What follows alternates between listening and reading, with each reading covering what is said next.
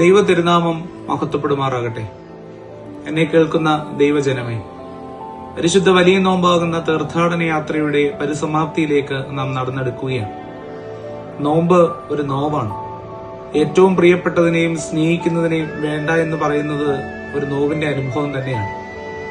ഈ നോവ് നമ്മുടെ ആത്മീയ ഉണർവിനും പുതുക്കത്തിനും രൂപാന്തരത്തിനും മുഖാന്തരമായി തീരട്ടെ എന്ന് പ്രാർത്ഥിക്കുന്നു. ഈ കാലഘട്ടം അനുതാപത്തിന്റെയും ദൈവ തിരുവൻപാകെയുള്ള പൂർണ്ണ സമർപ്പണത്തിന്റെയും കാലഘട്ടം കൂടിയാണ്.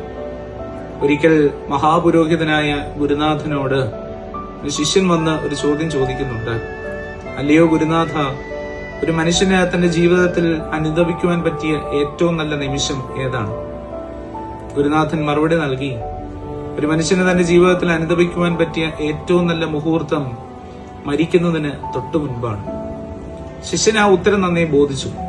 എന്നാൽ അവൻ ഒന്നുകൂടി ആലോചിച്ചപ്പോഴാണ്, ഒരു മനുഷ്യൻ എപ്പോഴാണ് മരിക്കുന്നതെന്ന് അറിഞ്ഞെങ്കിൽ മാത്രമല്ലേ അതിന് തൊട്ടു മുമ്പ് അനുദപിക്കുവാൻ തക്കവണ്ണം സാധ്യമാവുകയുള്ളൂ. ഈ സംശയം ശിഷ്യൻ ഗുരുനാഥനോട് ചോദിച്ചു. ഗുരു തിരികെ ഉത്തരം പറഞ്ഞു, നമ്മൾ മനുഷ്യന്മാർ എപ്പോഴാണ് മരിക്കുന്നതെന്ന് യാതൊരു ധാരണയുമില്ല. അതുകൊണ്ട് തൊട്ടടുത്ത നിമിഷം മരിക്കുമെന്ന് കരുതി ഈ നിമിഷം തന്നെ അനുദപിക്കുക. ഒരു മനുഷ്യന്റെ ജീവിതത്തിൽ അനുദപിക്കുവാൻ പറ്റിയ ഏറ്റവും നല്ല നിമിഷം ഇപ്പോൾ തന്നെയാകുന്നു. ഈ നോമ്പിന്റെ പൂർത്തീകരണത്തിലേക്ക് നമ്മൾ നടന്നെടുക്കുമ്പോൾ പാപമുഖേന നമ്മൾ ദൈവത്തിൽ നിന്ന് അകന്നു പോയിട്ടുണ്ടെങ്കിൽ അനുതാപത്തിന്റെ അനുഭവത്തിൽ കൂടി ദൈവത്തോട് ചേരുവാൻ തക്കവണ്ണം നമുക്ക് സാധ്യമാകണം. ശരിയായ അനുതാപം നമ്മുടെ ജീവിതത്തിൽ ഉണ്ടാകണമെങ്കിൽ പാപത്തെക്കുറിച്ചുള്ള ശരിയായ ബോധ്യമുണ്ടാകണം.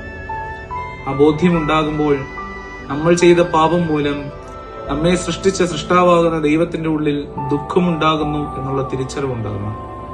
നാം ദൈവത്തിൽ നിന്ന് ഏറെ അകന്നു പോയിട്ടുണ്ടെങ്കിൽ തിരികെ ഒരു മടങ്ങിവരവും സാധ്യമാകണം. അവിടെയാണ് ശരിയായ അനുതാപം ഉണ്ടാകുന്നത്. ഈ അനുതാപം നാമും നമ്മുടെ സൃഷ്ടാവായ ദൈവവും തമ്മിലുള്ള ബന്ധത്തെ വീണ്ടും കൂട്ടി യോജിപ്പിക്കുന്നു. പാപത്തെ ഏറ്റുപറയുന്നതിലൂടെ മനുഷ്യനും ദൈവത്തെ പോലെയായി മാറുന്നു. അവിടെ ദൈവീകരണം സാധ്യമാകുന്നു.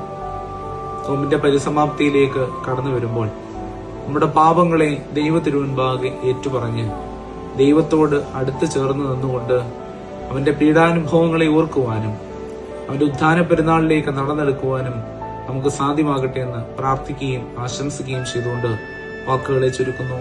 ദൈവം തമ്പുരാൻ നമ്മെ വാഴ്ത്തി അനുഗ്രഹിക്കട്ടെ.